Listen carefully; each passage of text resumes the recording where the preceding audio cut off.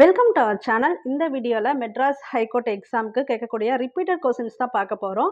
நான் மெட்ராஸ் ஹைகோர்ட் எக்ஸாமில் கேட்கப்பட்ட எல்லா கொஸ்டின்ஸுமே கம்பைல் பண்ணி உங்களுக்கு கொடுத்துட்ருக்கேன்.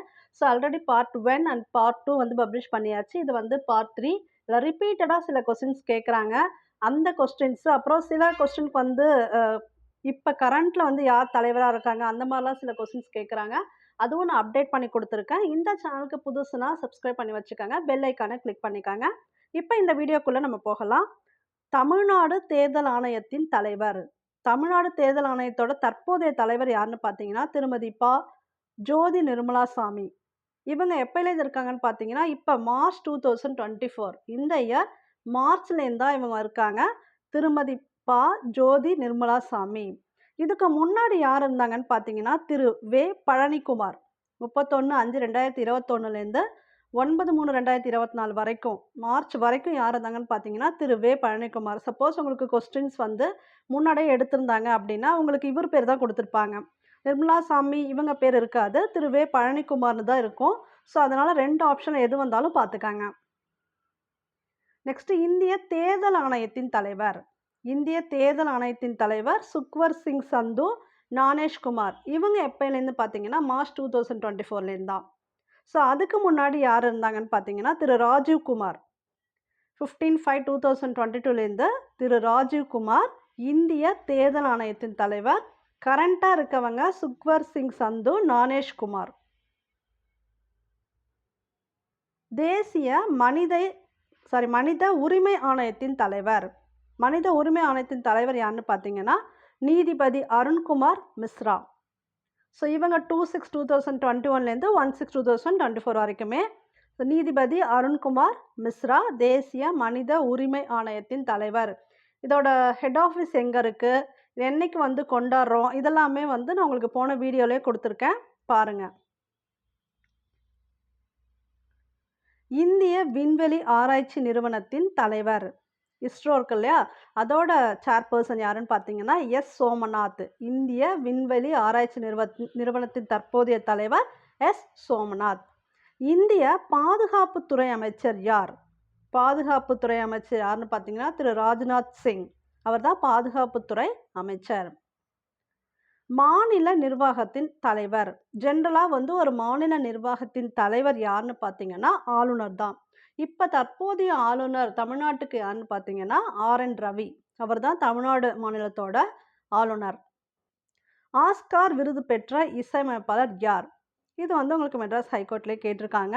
AR ரஹ்மான். ஒரே பொதுவான நீதிமன்றம் கொண்ட மாநிலங்கள். காமனாக இருக்குது நீதிமன்றம். அந்த மாநிலங்கள் எதுன்னு பார்த்தீங்கன்னா பஞ்சாப் அண்ட் ஹரியானா. இதுதான் ஒரே பொதுவான நீதிமன்றம் கொண்ட மாநிலங்கள். இந்த கொஸ்டினும் கேட்டிருக்காங்க.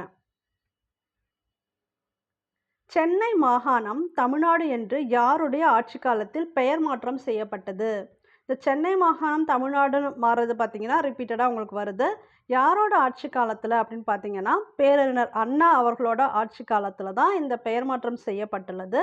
ஸோ இந்த சென்னை மாகாணம் தமிழ்நாடுன்னு பெயர் மாறணும் அப்படிங்கிறதுக்காக உண்ணாவிரதம் இருந்து போராடி உயிர் நீத்தவர் யாருன்னு பார்த்தீங்கன்னா தியாகி கண்டன் சங்கரலிங்கனார்.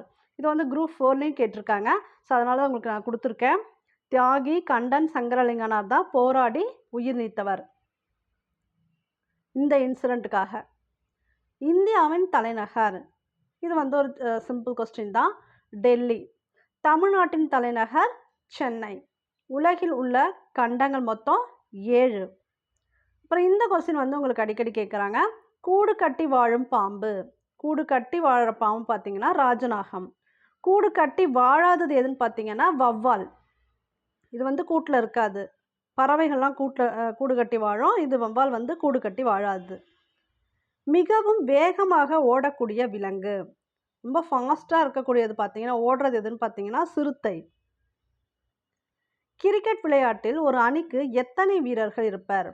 ஒரு அணிக்கு மொத்தம் எத்தனை பேர் இருப்பாங்கன்னு பார்த்தீங்கன்னா அந்த டீம் மெம்பர்ஸ் 11 மெம்பர்ஸ் இருப்பாங்க.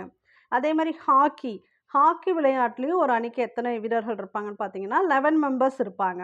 ஸோ ஹாக்கி தான் இந்தியாவோட நேஷ்னல் கேம். அது ஞாபகம் வச்சுக்கோங்க. தமிழ்நாட்டுக்கு கபடி, இந்தியாவுக்கு ஹாக்கி. அதுக்கு வந்து 11 மெம்பர்ஸ் ஒரு டீமில் இருப்பாங்க. கூடைப்பந்தாட்டம் இது வந்து அந்த பிளே கிரவுண்டில் விளையாடுறவங்க பார்த்தீங்கன்னா எத்தனை வீரர்கள்னா 5 ஒரு டீமுக்கு 5 மெம்பர்ஸ் இருப்பாங்க. கால்பந்தாட்டம் விளையாட்டில் ஒரு அணிக்கு எத்தனை வீரர்கள் இருப்பார்கள்னா 11 பேர் இருப்பாங்க. பேருந்துகளில் உள்ள முதலுதவி பெட்டியின் நிறம் என்ன? இது வந்து கேட்டிருக்காங்க. பேசிக்கா சில எக்ஸாம் வருது இல்லையா? அதில் வந்து மெட்ராஸ் ஹைகோர்ட் எக்ஸாமில் கேட்டிருக்காங்க. சிவப்பு. கங்காரு அதிகம் உள்ள நாடு ஆஸ்திரேலியா. நான் போன வீடியோலே சொன்னேன் இதை பற்றி. இப்போ தெரிஞ்சுக்கோங்க. கங்காரு அதிகம் உள்ள நாடு ஆஸ்திரேலியா. தாஜ்மஹாலை கட்டியவர் ஷாஜஹான். இதெல்லாம் பேசிக் கொஸ்டின் தானே இருக்குன்னா, பேசிக் கொஸ்டின்ஸ்னால உங்களுக்கு வந்து சிம்பிளாக தான் கேட்குறாங்க. மெட்ராஸ் ஹைகோர்ட் எக்ஸாமே உங்களுக்கு மற்ற டிஎன்பிஎஸ்சி எக்ஸாம் கம்பேர் பண்ணும்போது கொஸ்டின்ஸ் ஈஸியாக தான் இருக்குது. நீங்கள் இந்த மாதிரி எல்லா கொஸ்டின் பேப்பரையும் அனாலிசிஸ் பண்ணிட்டாலே உங்களுக்கு ஒரு கிளியர் ஐடியா கிடச்சிடுது. கொஞ்சம் எக்ஸ்ட்ரா இன்ஃபர்மேஷன்ஸ் கலெக்ட் பண்ணி படிச்சுக்கிட்டா போதும். நிறைய பேர் என்ன படிக்கணும்னு அடிக்கடி கேட்டுகிட்டே இருக்கீங்க. என்ன படிக்கணும்னா 6th to 8th சில போஸ்டிங்க்கு 6th to 10th school books தான் படிக்கணும். அப்புறம் உங்களுக்கு சில பேசிக்கான விஷயம் தெரிஞ்சுக்கணும். இந்த வீட்டு பராமரிப்பு அதெல்லாம் பற்றி தெரிஞ்சுக்கணுன்னா 11th 12th வெக்கேஷனல் புக்ஸில் பாருங்கள். அதில் தான் உங்களுக்கு ஐடியா கிடைக்கும். அதில் வந்து பேசிக்கான சில விஷயங்கள்லாம் கொடுத்துருக்காங்க. அந்த அக்ரிகல்ச்சர் புக்கும் பார்க்கலாம். கேட்ரிங் புக்கும் இருக்குது, அது பார்க்கலாம். அதெல்லாம் பார்க்கும்போது ரிப்பீட்டடாக அந்த கொஸ்டின்ஸ் வந்து அட்டன் பண்ணிங்கன்னா ஆட்டோமேட்டிக்காக உங்களால் லாஜிக்கலாக திங்க் பண்ண முடியும். நீங்கள் வந்து எக்ஸாம் ஈஸியாக அட்டன் பண்ணலாம். அது மாதிரி நிறைய பேர் என்ன கேட்டிருக்கீங்கன்னா, இந்த கொஸ்டின்ஸ் அங்கே வருமா, அந்த கொஸ்டின்ஸ் இங்கே வருமா அப்படி கேட்குறீங்க. இது வந்து மெட்ராஸ் ஹைகோர்ட் எக்ஸாம் பொறுத்த வரைக்கும் ஜென்ரல் கொஸ்டின்ஸ் காமனாக தான் கேட்குறாங்க. கார்டனர் அப்புறம் இவங்க இந்த வீட்டு பராமரிப்பாளர் அவங்களுக்குலாம் ரொம்ப ரிஸ்கியாக கேட்காம கொஞ்சம் ஈஸியாக கேட்குறாங்க.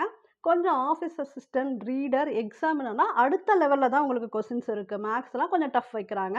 இவங்களுக்குலாம் கொஞ்சம் ஈஸியாக கேட்குறாங்க. மேக்ஸ் வீடியோ கூட நான் எல்லா கொஸ்டின்ஸும் கம்பைல் பண்ணி போட்டிருக்கேன். தேவைப்படுறவங்க பாருங்கள். ஸோ இதுதான் நீங்கள் ப்ரிப்பேர் பண்ண வேண்டிய விஷயம். இன்னும் உங்களுக்கு டவுட் இருக்குன்னா ஒரு வீடியோ என்ன படிக்கணும், எப்படி படிக்கணும்னு கொடுத்துருக்கேன். அப்புறம் மெட்ராஸ் ஹைகோர்ட் வெப்சைட்டில் போயிட்டு எப்படி அந்த நோட்டிஃபிகேஷன் பார்க்கணும், எத்தனை போஸ்டிங் இருக்குன்னு கொடுத்துருக்கேன். அதில் கூட நீங்கள் போய் சிலபஸ் பார்த்துக்கலாம். அந்த வீடியோ வேணால் பார்த்து தெரிஞ்சுக்கங்க. திருமலை திருப்பதி எந்த மாநிலம்? திருமலை திருப்பதி பார்த்தீங்கன்னா ஆந்திரா. நல்லெண்ணெய் எதிலிருந்து தயாரிக்கப்படுகிறது? எள்ளெண்ணெய்னும் சொல்லுவோம், நல்லெண்ணெய்னும் சொல்லுவோம். ஸோ நல்லெண்ணெய் பார்த்தீங்கன்னா எள்ளுலேருந்து தயாரிக்கப்படுகிறது. தூத்துக்குடியில் கிடைப்பது முத்து. ஸோ இது மாதிரி ஒரு கொஸ்டின்ஸ் வந்து உங்களுக்கு வந்துடுது. அதாவது எந்தெந்த ஊரில் என்ன ஃபேமஸ்ன்னு தெரிஞ்சுக்கணுங்கிறதுக்காக இது ஒன்று கேட்குறாங்க. அதனால் சிலது முக்கியமானதெல்லாம் உங்களுக்கு கொடுத்துருக்கேன். இதில் நிறைய இருக்குது. நான் உங்களுக்கு முக்கியமாக செலக்ட் பண்ணி கொடுத்துருக்கேன். அடிக்கடி வர கொஸ்டின்ஸ் மட்டும் கொடுத்துருக்கேன், பார்த்துக்கலாம். தூத்துக்குடி முத்து, மணப்பாறை முறுக்கு, அது மாதிரி பத்தமடை பாய். இதெல்லாம் வந்து மேட்ச்சில் கூட கொடுத்துருவாங்க. ராஜபாளையம் எதுக்கு ஃபேமஸ் பார்த்தீங்கன்னா, ராஜபாளையம் டாக், அந்த நாய் வந்து ரொம்ப ஃபேமஸ்ஸு. அலங்காநல்லூர் இந்த ஊர் பேர்னாலே ஜல்லிக்கட்டு தான் ஃபேமஸ்ஸு. ஸோ அலங்காநல்லூர் ஜல்லிக்கட்டு. அப்புறம் காஞ்சிபுரம் பட்டு சேலைக்கு நிறைய ஊர் ஃபேமஸ்ஸு. காஞ்சிபுரம் பட்டு சேலையும் ரொம்ப ஃபேமஸ்ஸு. அது இல்லாமல் இப்போ ஆரணி கூட பார்த்தீங்கன்னா பட்டு சேலை தான். ஸோ உங்களுக்கு மேட்ச்சில் ஆரணி கொடுத்து பட்டு சேலை கொடுத்தாலும் கரெக்டு தான். காஞ்சிபுரமும் பட்டு சேலை தான். சுங்குடி சேலை பார்த்தீங்கன்னா மதுரை. மதுரை வந்து இன்னொரு எதுக்கு ஃபேமஸ் பார்த்தீங்கன்னா மல்லிக்கு ஃபேமஸ்ஸு. ஸோ சுங்குடி சேலை மதுரை, அப்புறம் மல்லிக்கும் மதுரை தான். மாம்பழ நகரம்னாலே சேலம். அப்புறம் மஞ்சளுக்கு எது ஃபேமஸ் பார்த்தீங்கன்னா ஈரோடு. திண்டுக்கல் இது தெரியும், நிறைய பாட்டில் கூட உங்களுக்கு வரும். திண்டுக்கல் வந்து பூட்டுக்கு ஃபேமஸ்ஸு. சிறுமலை ஒரு எதுக்கு ஃபேமஸ் பார்த்தீங்கன்னா அது அங்கே இருக்கக்கூடிய மலை வாழைப்பழங்கள். இந்த மலை வாழை தான் சிறுமலையில் வந்து ரொம்ப ஃபேமஸ்ஸு. காடுகள் அதிகம் உள்ள மாவட்டம். காடுகள் அதிகமாக எங்கே இருக்குன்னு பார்த்தீங்கன்னா தருமபுரி. இந்த கொஸ்டின்லாம் உங்களுக்கு வந்து ரிப்பீட்டடாக வந்தது தான். நான் கம்பைல் பண்ணும்போது அதில் இருக்கிறது தான் கேட்டிருக்கேன். கொஞ்சம் சிலது நான் ஆட் பண்ணி கேட்டிருக்கேன் எதெல்லாம் கேட்கலான்னு. சர்க்கரை கிண்ணம் பார்த்தீங்கன்னா கியூபா. உலகில் மிகப்பெரிய நாடு ரஷ்யா. உலகின் மிக சிறிய நாடு வாட்டிகன். மிளகாய் டேஷ் சுவை கொண்டது.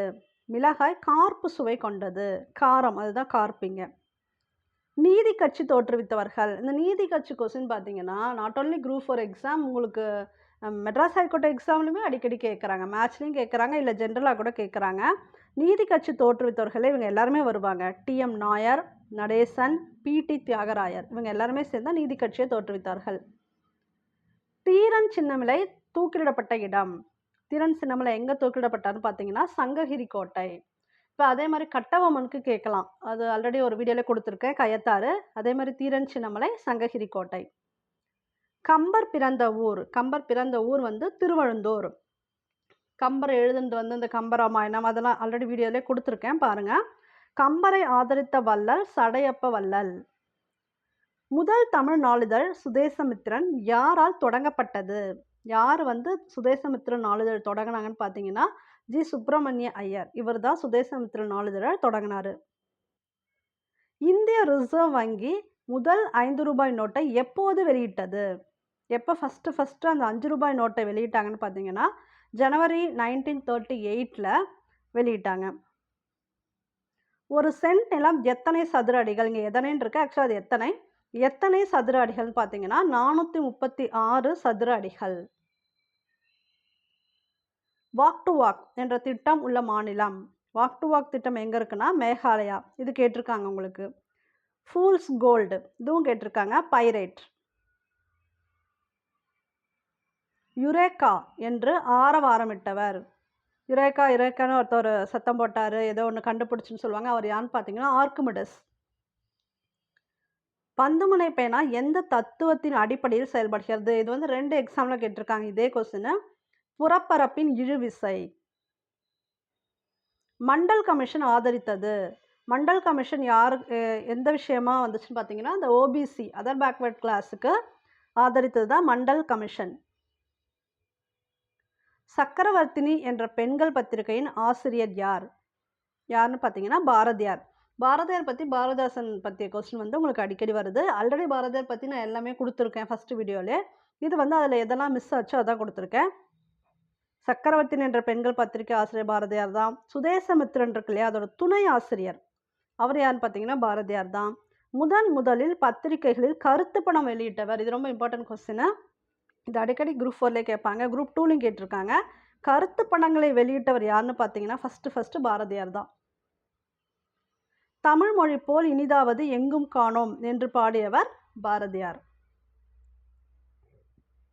டேஷ் குறைவாக இருப்பதால் மேகம் வளிமண்டலத்தில் மிதக்கிறது. எது வந்து ரொம்ப கம்மியாக இருக்கிறதுனால அது வளிமண்டலத்தில் மிதக்குன்னு பார்த்தீங்கன்னா அதோட அடர்த்தி கம்மியாக இருக்கிறதுனால தான் அது மிதக்குது. இஸ்லாமியர்களின் புனித நூல். இஸ்லாமியர்களோட புனித நூல் அல் குரான். ஹிந்துக்களின் புனித நூல் பகவத்கீதை. ஆக்சுவலாக ஹிந்துக்களோட புனித நூல்னு சர்ச் பண்ணால் உங்களுக்கு வேதங்கள் தான் ஃபஸ்ட்டு வருது, அதுக்கப்புறம் ஜென்ரலாக இருக்கிறது பகவத்கீதை. கிறிஸ்துவர்களின் புனித நூல் பைபிள். எலும்பு முறிவை கண்டறிய உதவுவது. எக்ஸ் கதிர்கள், எக்ஸ்ரே எடுக்கணும்னு சொல்லுவாங்களே அதுதான் அந்த எக்ஸ் கதிர்கள். எது வேகமான போக்குவரத்து? டிரான்ஸ்போர்ட்டில் எது ரொம்ப ஃபாஸ்ட்டாக இருக்கும்னு கேட்குறாங்க. விமான போக்குவரத்து. மனிதனுக்கு உள்ள சிறுநீரகங்கள் எத்தனை? மொத்தம் எத்தனை சிறுநீரகங்கள் பார்த்தீங்கன்னா 2. மண்புழுக்கள் உதவியுடன் உரம் தயாரிக்கும் முறை. அந்த முறைக்கு பேர் வெர்மி கம்போஸ்டிங். அந்த உரம் பேர் வெர்மி உரம். மண்புழுக்கள் வந்து யூஸ் பண்ணி தயாரிக்கிறதுக்கு பேர் வெர்மி கம்போஸ்டிங். மண்புழு என்னன்னு சொல்லுவாங்கன்னா உழவர்களின் நண்பன்னு சொல்லுவாங்க. அப்புறம் இந்த மாதிரி ஒரு கொஸ்டின் வந்து உங்களுக்கு வருது பேசிக்காக. அதாவது சைக்கிள் என்னன்னு சொல்கிறாங்க, ரேடியோ என்னன்னு சொல்கிறாங்கன்னா அதை நான் கொடுத்துருக்கேன். சைக்கிள் என்ற ஆங்கில சொல்லின் தமிழ் சொல் மிதிவண்டி. ரேடியோ வானொலி, இதெல்லாம் காமனாக எல்லாருக்குமே தெரியும். டிவினா தொலைக்காட்சி பெட்டி. கார்னா பார்த்தீங்கன்னா தமிழ் சொல் அதுக்குரியது மகிழுந்து. பஸ்ஸுனா பேருந்து, இது எல்லாருமே எழுதிடுவீங்க. மினி பஸ்னா சிற்றுந்து. ட்ரெயின்னா தொடர் வண்டி. அப்புறம் சில பேசிக்கான எதிர்ச்சொல் தருகன்னு கூட கேட்குறாங்க. மகன்னா மகள், இனிப்பு கசப்பு, ஒற்றுமை வேற்றுமை, இதெல்லாம் வந்திருக்கு எக்ஸாம்பிள் ஆல்ரெடி வந்திருக்கு, அதனால தான் நான் கம்பேர் பண்ணி கொடுத்துருக்கேன். இன்பம் துன்பம், சேர்த்தல் நீக்குதல் அடிக்கடி வருது, அதை பார்த்துக்காங்க. சேர்த்தல் நீக்குதல். அரசன் அப்படிங்கிறதோட பொருள் என்னன்னு பார்த்தீங்கன்னா மன்னன், இதுவும் தெரியும். வெறுப்புனா மலை, வெறுப்பு என்பதன் பொருள் மலை. பறவை என்பதன் பொருள் கடல். இது எப்படி உங்களுக்கு கொடுத்துருவாங்கன்னா 4 கொடுத்துட்டு இது எதுக்கு சூஸ் ஆகும், இதில் வேறுபட்டது எதுன்னு கேட்பாங்க. அப்போ நீங்கள் மலைக்கு வேறு என்னென்ன பெயர்கள் இருக்குங்கிறதையும் நீங்கள் பார்த்து வச்சுக்கோங்க. கடலுக்கு வந்து வேறு என்னென்ன பேர் இருக்குன்னு பார்த்து வச்சுக்கோங்க. எது வந்து ஆட் அண்ட் அவுட் மாதிரி இதில் சரியானது எது இல்லைன்னு கேட்பாங்க. அப்போ நீங்கள் சூஸ் பண்ணுற மாதிரி கூட வரும். தமிழகத்தின் வேர்ட்ஸ்வர்த் அவர் யாருன்னு பார்த்தீங்கன்னா வாணிதாசன். நிகண்டு என்பது சொற்களஞ்சியம். நீரோட கொதிநிலை எவ்வளோன்னு பார்த்தீங்கன்னா 100 டிகிரி செல்சியஸ். இது ஒரு பேசிக் கொஸ்டின் தான். வெப்பத்தை அளக்க பயன்படுவது என்னன்னு பார்த்தீங்கன்னா தெர்மோமீட்டர். மின் பல்பில் நிரப்பப்படும் வாயு நைட்ரஜன். தயிர் புளிக்க காரணம். இந்த தயிர் பால் சம்மந்தப்பட்ட கொஸ்டின் வந்து உங்களுக்கு அடிக்கடி வருது, அது தெரிஞ்சு வச்சுக்கோங்க. லாக்டிக் அமிலம். இந்த லாக்டோபேசிலஸ் இருக்கு இல்லையா, அதுதான் வந்து இந்த லாக்டிக் ஆசிடை சுரக்கும். ஸோ அதனால் பால் வந்து தயிராக மாறும். தயிர் புளிக்க காரணம் லாக்டிக் அமிலம். போபால் விஷவாயு மெத்தில் ஐசோசைனேட். போபால் துயரம், இதுக்கு அந்த விஷவாயு என்ன எதை காரணம் என்னன்னு பார்த்தீங்கன்னா மெத்தில் ஐசோசைனேட். இந்தியாவின் மிகப்பெரிய சிறுதானிய கம்பெனி ஹல்திராம். உலகின் மிக சிறிய பறவை. மிகப்பெரிய பறவை ஆல்ரெடி பார்த்துருக்கோம் வீடியோஸ்ல. இது வந்து மிகச்சிறிய பறவை கேட்டிருக்காங்க, ஹம்மிங் பறவை. தீட்டப்படாத அரிசியில் இருப்பது வைட்டமின் B1. இந்த கொஸ்டின் எல்லாமே வந்து காமனாக கேட்டுகிட்டே இருக்காங்க. முழுவதும் நிரம்பிய ஒரு வீட்டு சமையல் கேஸ் சிலிண்டரின் மொத்த எடை எவ்வளவு? 29.5 கிலோகிராம். அதுதான் மொத்த எடை. உடல் வளர்ச்சிக்கான உணவு. இதில் வந்து புரதம், கார்போஹைட்ரேட்டு இது பற்றிய கொஸ்டின் வந்து கண்டிப்பாக ஒன்று இருக்குது. ஸோ இதில் வந்து நான் புரதம் கொடுத்துருக்கேன். உடல் வளர்ச்சிக்கு தேவையான உணவு புரதம். ஆற்றல்லாம் வழங்கக்கூடியது எது, அதெல்லாம் தெரிஞ்சுக்கோங்க. ஆற்றல் உருவாகக்கூடிய இடம் எது, மைட்டோகாண்ட்ரியா, அதெல்லாம் தெரிஞ்சுக்கோங்க. நல்ல தரமான புதிய முட்டை நீரில் மூழ்கும். இது வந்து 2 எக்ஸாமில் கேட்டிருக்காங்க, இது ரிப்பீட்டட் கொஸ்டின். நல்ல தரமான புதிய முட்டை நீரில் மூழ்கும். அழுகிய முட்டையின் மணமுடைய வாயு ஹைட்ரஜன் சல்ஃபைடு. மிளகில் கலப்படம் செய்ய பயன்படுவது. இது கேட்குறாங்க, இந்த கலப்படம் என்னென்ன பண்ணுறாங்கன்னு கேட்குறாங்க. இந்த வீட்டு பராமரிப்புலாம் வருது பார்த்தீங்களா, அதில் இந்த மாதிரி கொஸ்டின்ஸ் தான் உங்களுக்கு கேட்பாங்க. ஆனால் அதெல்லாம் ரொம்ப கொஞ்சம் யோசிச்சா ஈஸியாக தான் இருக்கும். மிளகில் கலப்படம் செய்ய பயன்படுவது பப்பாளி விதை. ஏன்னா பப்பாளியோட விதை பார்த்தீங்கன்னா அப்படியே மிளகு மாதிரி அச்சலாக இருக்கும். அதை காய வச்சு இதில் கலந்துட்டா தெரியாது. அப்போ பப்பாளி விதை. வெண்ணெய் வனஸ்பதி. அதே மாதிரி மிளகாய் தூள் இருக்கு இல்லையா, அது அந்த கலருக்கு செங்கல் பொடி போட்டுட்டா அதே மேட்ச் ஆகிடும். அதனால் செங்கல் பொடி தான் வந்து கலக்கிறாங்க மிளகாய் தூளில். அது மாதிரி பாலில் சோப்பு பொடி, இந்த நுர வருது இல்லையா, அதனால சோப்பு பொடி. ஜன்னல் கண்ணாடியை சுத்தம் செய்ய பயன்படுவது. ஜன்னல் கண்ணாடிலாம் சுத்தம் செய்யறதுக்கு கோலின்ஸ் யூஸ் பண்ணுவாங்க. கழிவறை இருக்கை சுத்தம் செய்ய பயன்படுவது, அது வந்து ஹார்பிக் வந்து கழிவறை இருக்கை சுத்தம் செய்ய பயன்படுவது. ஸோ இந்த வீடியோ பிடிச்சிருந்தா லைக் பண்ணுங்கள், ஷேர் பண்ணுங்கள், கமெண்ட் பண்ணுங்கள். இந்த சேனலுக்கு புதுசுனா சப்ஸ்கிரைப் பண்ணி வச்சுக்கோங்க, பெல் ஐக்கான் கிளிக் பண்ணி வச்சுக்கோங்க. தேங்க்யூ ஃபார் வாட்சிங். All the best for your examination.